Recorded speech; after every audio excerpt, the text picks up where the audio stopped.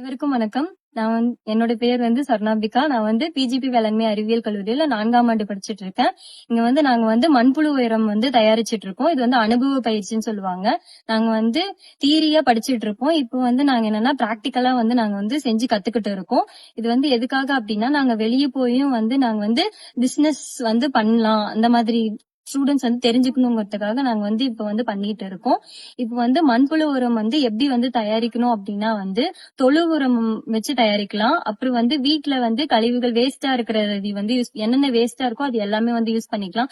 இப்ப காட்டுல எல்லாமே நம்ம அறுவடை பண்ணி முடிச்சதுக்கு அப்புறம் அந்த பிளான்டோட வேஸ்ட் எல்லாம் இருக்கும். அதையும் நம்ம மண்புழு உரம் தயாரிக்கிறதுக்கு எடுத்துக்கலாம். நாங்க இங்க தொழு உரம் எடுத்திருக்கோம். நாங்க தொழு உரம் அதுக்கப்புறம் தென்னை ஓலை போட்டு மாத்தி மாத்தி போடுவோம். தொழு உரம் தென்னை ஓலை அந்த மாதிரி ஒரு 4-5 லேயர் போட்டுருவோம். மொத்தம் நாங்க 2 டன் கிட்ட தொழு உரம் எடுத்து போட்டிருக்கோம். 4 பேக்கா நாங்க பிரிச்சு போட்டிருக்கோம். இந்த மாதிரி போட்டதுக்கு அப்புறம் நாங்க என்ன பண்ணோம் அப்படின்னா தினமுமே இதுக்கு தண்ணி விடணும்.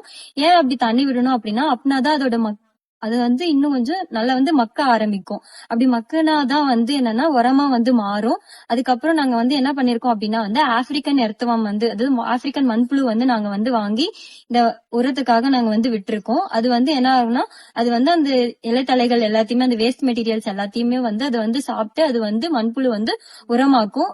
தினமுமே கண்டிப்பா மறக்காம அதுக்கு தண்ணி விடணும். அப்படி விடாம விட்டா என்ன ஆகும் அப்படின்னா அந்த மண்புழு எல்லாமே மூச்சு திணறி அது இறந்து போயிடும். அதனால அது கரெக்டா தண்ணி மட்டும் விடணும். இந்த மாதிரி கரெக்டா பண்ணிட்டே இருக்கும்போது நம்ம கரெக்டா 60 நாள் ஆயிடுச்சு அப்படின்னா நம்ம மண்புழு உரத்தை அறுவடை பண்ண ஸ்டார்ட் பண்ணிடலாம்.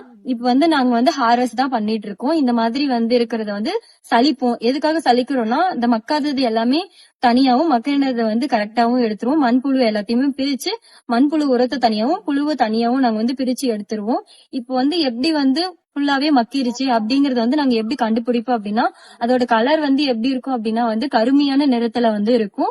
அதை பாக்குறதுக்கு எப்படி இருக்கும்னா மண்ணு மாதிரி இருக்கும். கம்மியான ஒரு அளவு ஈரப்பதத்துல இருக்கும். அதுக்கப்புறம் எப்படி இருக்கும் அப்படின்னா உதிரி உதிரியா இருக்கும். அது எப்படி இருக்கும் அப்படின்னா இப்படிதான் இருக்கும்.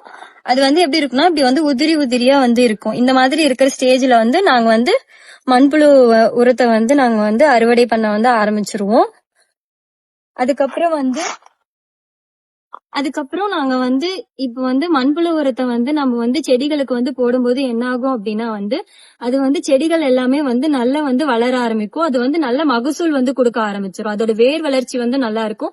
நீரை மண்ணுல அது ரொம்ப தக்க வச்சுக்கும். இப்ப ரசாயன உரங்கள் எல்லாமே நம்ம பயன்படுத்தும் போது என்ன ஆகும்னா மண்ணோட சத்து வளங்கள் எல்லாமே கம்மியாகும். ஆனா நாம இப்ப மண்புழு உரம் போடும்போது அதுல இருக்கிற நுண்ணுயிர்கள் அப்படின்னு சொல்லுவாங்க. அந்த நுண்ணுயிர்கள் அதிகமாகி செடியோட வளர்ச்சியை இது என்ன பண்ணும் அப்படின்னா அதிகப்படுத்தும். இந்த மாதிரி அதிகப்படுத்துறதுனால நமக்கு நல்லாவே மகசூல் கிடைக்கும். இது என்னன்னா கம்மியான செலவுல நாமளே தயாரிச்சுக்கலாம். கம்மியா ரசாயன உரங்களோட இது ரொம்பவும் கம்மியான விலையில தான் இருக்கும்.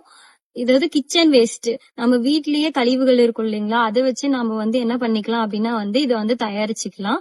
நம்ம எதுவுமே வேஸ்ட் பண்ண தேவையில்ல. மண்புழு மட்டும் இருந்தா போதும். நாமளே கம்போஸ்ட் மேக் பண்ணி நம்ம செஞ்சுக்கலாம். இப்ப நம்ம வீட்லயே கிச்சன் கார்டன், ஹோம் கார்டன் அந்த மாதிரி வச்சிருக்கோங்களா, அதுக்கெல்லாம் இதுக்கு யூஸ் பண்ணிக்கலாம். இப்ப ஒரு செடினா ஒரு 100 கிராம் அளவுக்கு நம்ம இதை போட்டோம்னா போதும். அது நல்ல காய்கறிகள், பூக்கள் எல்லாமே நல்லா வர ஆரம்பிச்சிரும். இதுவே ஒரு மரத்துக்கு அப்ளை பண்ணணும் அப்படின்னா ஒரு 4 கிலோல இருந்து 5 கிலோ வரைக்கும் ஒரு பெரிய மரம் அந்த மாதிரினா நம்ம அப்ளை பண்ணலாம். இந்த மாதிரி நம்ம மண்புழு உரத்தை நம்ம இது பண்றதுனால இதுல நிறைய இலைத்தழை சத்துக்கள், சாம்பல் சத்து எல்லாம் இருக்கிறதுனால அந்த எந்த ஒரு நோயும் எந்த ஒரு குறைபாடுமே அந்த செடிக்கு வராது.